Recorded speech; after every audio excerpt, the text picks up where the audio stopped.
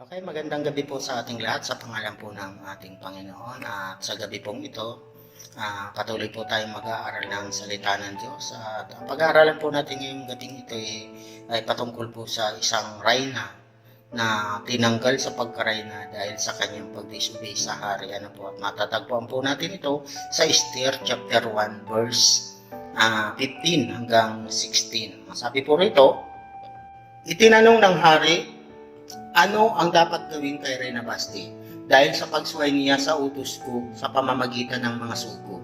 Sumagot si Memucan, si Reyna Basti ay nagkasala hindi lamang sa hari kundi pati sa mga pinuno at sa lahat ng nasasakupan ninyo, Haring Aswero. Purihin ang Diyos pagkabasa ng kanyang salita at manalangin po tayo.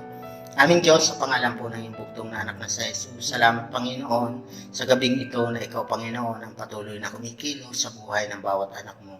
At dalangin ko Panginoon na ang bawat anak mo Panginoon na makarinig ng mensaheng ito ay mabuksan ang kanilang mga puso, isipan Panginoon na patuloy naming mai-apply ito sa aming mga buhay. Salamat po o Diyos sa pangalan ni Jesus. Amen. Okay. Ang book mga kapatid ng Esther ay hindi ko alam kung sino ang nagsulat.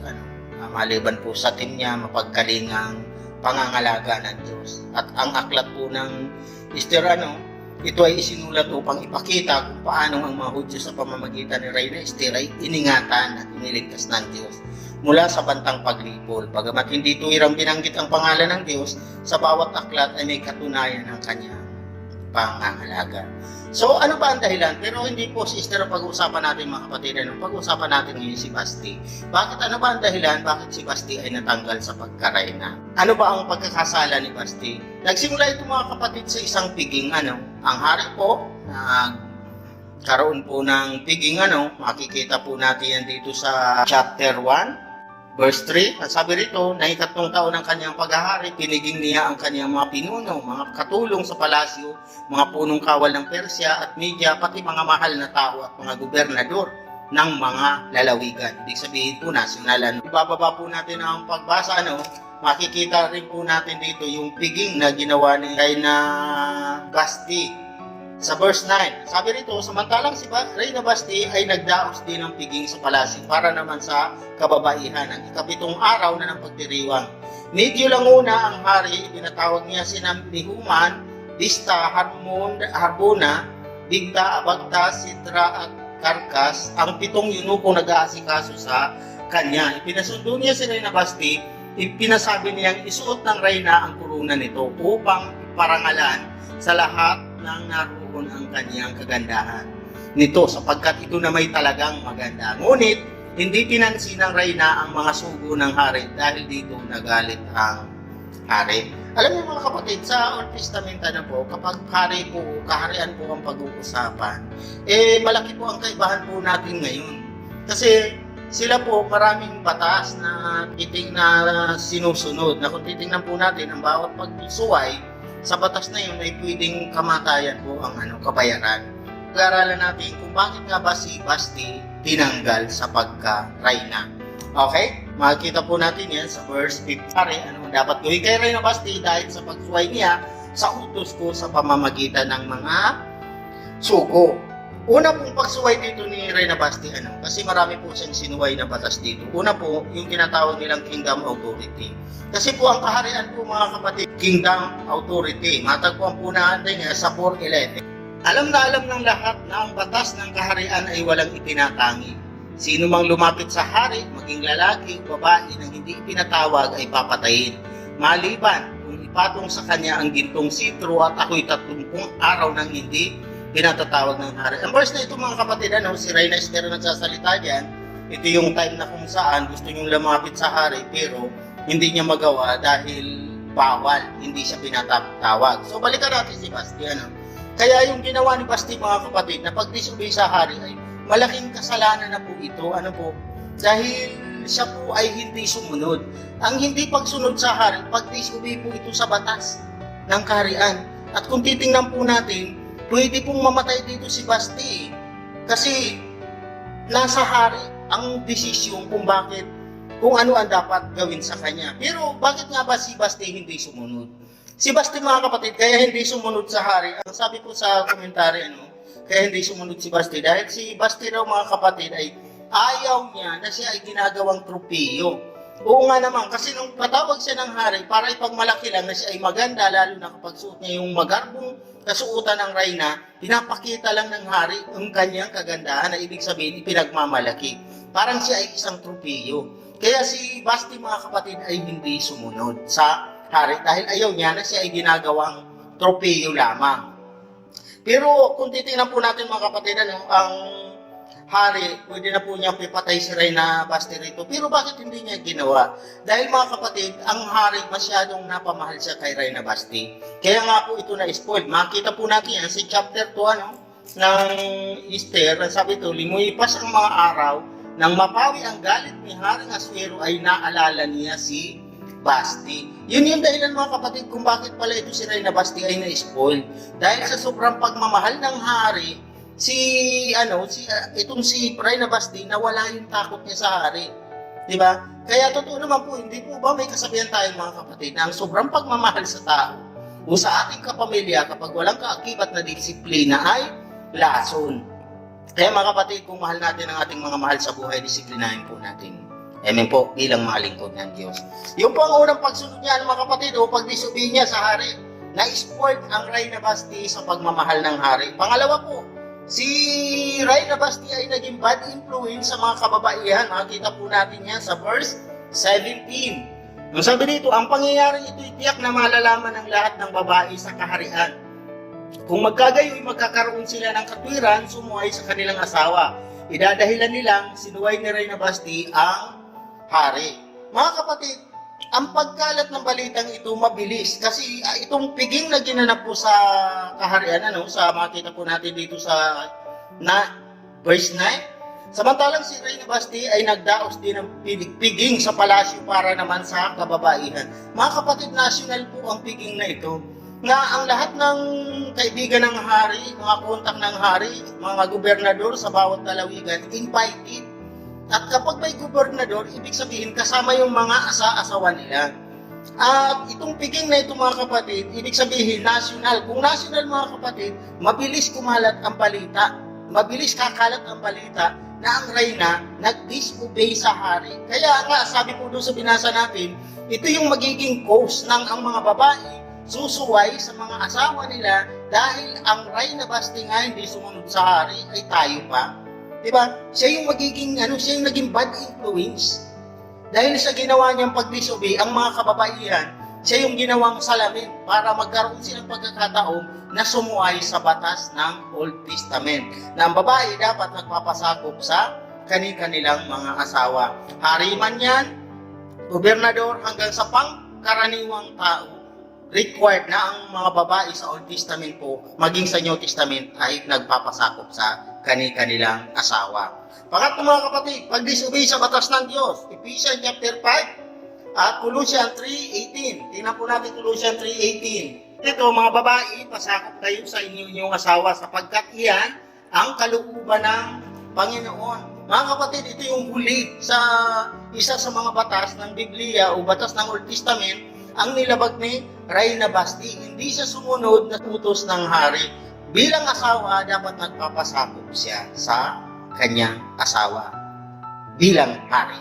Mga kapatid, kung i-apply po natin ito sa ating mga buhay, na ang mga pastor sa atin pong sa loob ng ilang taon, sa taon-taon, may mga pastor pong nangangaral na paulit-ulit po na sinasabi nila na ang mga babae dapat nagpapasakop sa lalaki dahil ito ang kalooban ng Diyos. Totoo po yan mga kapatid. At dahil nga po ang sabi dito na ang mga asawang babae ay pasakop. Dahil makita po natin yan sa unang Korinto chapter 11 verse 3. Ang sabi doon, tingnan po natin. Ngunit, ibig kong maunawaan ninyo si Kristo ang nakakasakop sa bawat lalaki. Ang lalaki ang nakakasakop sa kanyang asawa at ang Diyos naman ang nakakasakop kay Kristo. So yun ang pattern mga kapatid ng mga Kristiyano. Kung ang Diyos, ang sakop niya si Kristo, at si Kristo naman, ang sakop ay ang mga lalaki, at ang mga lalaki naman, ang nasasakupan niya ay ang babae.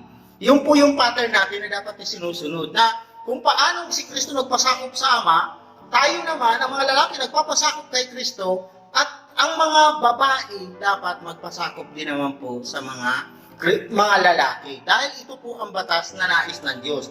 Bakit nga ba ganito ang gusto ng Diyos? Dahil kung babalikan po natin ang Old Testament mga kapatid, ito po talaga yung pattern. Dahil ang sabi nga ni Apostol Pablo, ngayon dyan si Apostol Pablo na hindi lalaki ang unang nadaya, kundi ang babae. So sa mga detail na ganyan mga kapatid, sa ibang araw na lang po natin pag-usapan yan. Okay, bakit kailangan magpasakop? Kasi alam niyo ba mga kapatid na may ibang church nga eh. May mga ibang church mga kapatid ganun sila kahigpit. Halimbawa ikaw ay pastor o kaya tagapagturo, deacon, teacher. Kapag ikaw po nalaman ng pastor nila na ikaw ay hindi nagpapasakop o hindi mo kayang pasunurin ang iyong pamilya o iyong asawa, alam niyo mga kapatid, tinatanggal po nila. May kilala po ako mga church na ganyan. Ganun sila kahigpit pagdating po sa pagsunod sa kautusan ng Diyos o sa Biblia. Kasi, ang sabi po nila, anong silbi ng pagsunod natin sa Panginoon kung yung simple na bagay na pagsunod ng pamilya bilang head ng pamilya ay hindi mo magawa, ay paano mo pamamahalaan yung mga tao kung sumusunod sa iyo? Di ba? Oo nga naman. Kaya mga kapatid, tandaan po natin, kapag tayo po ay mga Kristiyano, sana po ito yung matutunan na natin gawin sa araw-araw. Kasi, ang pagpapasakop po kasi napakahirap gawin. Totoo naman po yun, lalo sa mag-asawa. Pero tandaan po natin mga kapatid, kung mayroon po tayong takot sa Panginoon, dapat i-priority po natin ang pagsunod sa Diyos. Amen po. Pasakop kayo sa inyong mga asawa. Saan po ba tayo dapat magpasakop? Ang sabi po ng Biblia, sa lahat ng bagay. Makikita po natin yan sa Efeso chapter 5 verse 24. Ito, kung paanong nasakop ni Kristo ang iglesia, gayon din naman ang mga babae dapat pasakop ng lubusan sa kanyang asawa. Lubusan. Ibig sabihin mga kapatid, sa ibang salin po, sa lahat ng bagay. Lahat ng bagay, pagpapasya, kung ano man po ang mga batas sa loob ng tahanan mga kapatid, pero dapat ang priority po natin ay pagsunod. Amen po. Bakit? Natalakay na po natin ito kung bakit maraming broken family ngayon. Iniugnay po natin ito doon sa application na bakit maraming broken family dahil po hindi po natin sinusunod ang Diyos. Amen po. Hindi po natin sinunod ang utos ng Diyos, kundi ang sinunod po natin yung batas ng tao na yung babae at lalaki ay equal o may pantay. Kaya tingnan po natin mga kapatid, yan yung dahilan lahat ng bagay dapat nagpapasakop ang babae sa lalaki. Kaya nga po may 2 Corinto chapter 6 verse 14 hanggang 18. Ang sabi ni Apostol Pablo, mga babae o mga kabataan, huwag kayong makipamatok sa hindi nyo kamananampalataya. Dahil ito ang mangyayari mga kapatid. Dahil kapag ikaw ay hindi mananampalataya, kapag mananampalataya, nakapag-asawa ng hindi mananampalataya, ang babae, yung babae magpapasakop dun sa asawa niya, ay yun po yung batas ng Bible. Ngayon, kung ano po yung lifestyle ng asawa mo, dahil hindi mananampalataya, doon po kayo magdurusa. Amen po, halimbawa, sa bungiro, kaya babaero, lahat ng ero nasa kanya, ay pagtitisan mo yun. Kasi yun yung consequence ng pagsuway natin sa Panginoon. Hindi natin pwedeng suwayin ang Bible. Kaya nga sinasabi ni Apostol Pablo dito na maaari bang magsama si Belial at si Kristo, pero bilang mananampalataya, kailangan magpasako pa rin ikaw sa iyong asawa. Kaya lang, tandaan nga po natin, kapag ikaw ay nag-asawang hindi mo ka mananampalataya, may consequence kang haharapin. Sa ngayon mga kapatid, bilang na po sa mga kamay ko kung ilang mga kabataan ang nag-asawa ng hindi mananampalataya, alam niyo po ang prayer nila ngayon, Lord, bigyan niyo po kami ng chance. Bigyan niyo po ako ng chance na sana po may makatagpo pa po akong ganito, ganyan, ganon. Kasi naghiwalay. So ganun ang mangyayari mga kapatid kasi nabuhay ka sa pagsuway. Tandaan po natin na ang batas ng Diyos wala po yung sinisino. Na kung tayo po ay magpapasakop sa Diyos, mapapabuti ka. Pero kung tayo po ay susuway sa Panginoon, ang mangyayari po sa atin, nabubuhay po tayo sa pagsuway, ibig sabihin, mabubuhay rin po tayo sa mga consequence. Amen po. Ang bawat pagsuway may consequence. Sasabi po doon na ang bawat mananampalataya, ang bawat pagsuway natin sa utos, sa salita ng Panginoon, o pagsalangsang sa salita ng Diyos, ibig sabihin paglapastangan po ito sa salita ng Panginoon. At kung tayo po ay naglalapas tangan sa salita ng Panginoon, may consequence po talaga tayong haharapin. Amen po? Hallelujah. Sige po, maraming salamat po. Manalangin po tayo. Aming Diyos, salamat Panginoon sa gabing ito sa iyong salita. At nawa Panginoon, kapulutan namin ito ng aral sa mga kabataang babae, kabataang lalaki, na hanapin nila Panginoon ang kalooban, hindi Panginoon ang gusto nila. Maraming salamat po Ama, at ikaw po ang mahayag sa buhay ng bawat sa amin. Ingatan niyo po kami sa lahat ng pagkakataon. Sa pangalan ni Jesus. Amen.